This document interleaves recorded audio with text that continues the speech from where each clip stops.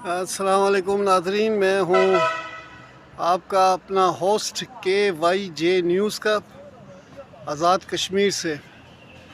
और मैं आपको वक्तन वक्तन ख़बरें देता रहता हूँ। आज मौसम बड़ा अच्छा है, बड़ा ज़बरदस्त है। मैं बहुत ऊंचाई पे हूँ इस टाइम। ये हमारी कश्मीर की वादी है जी, ज़बरदस्त। और हम भी कश्मीर से हैं।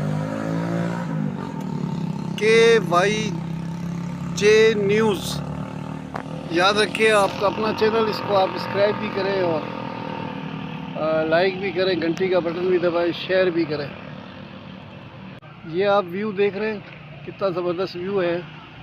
सामने पहाड़ है, रावलाकोट और मुजफ्फराबाद के बीच में ये हमारा शहर है, तोराड़, आज़ाद कश्मीर, पुंछ। ये जी हमारे घर बने हुए खूबसूरत से आप देख रहे हैं। और ये जगह बहुत प्यारी है, ठंडी हवाएं, ठंडा पानी चश्मे का। ये फल फ्रूट भी लगे हुए इधर बहुत सारे। ये लिंक रोड है, मुजफ्फराबाद, आज़ाद कश्मीर, रावलपिंडी का। और प्लाज़ा में भी हमारे जारी है। मैं प्लाज़ा में अच्छा मज़ा ये है कि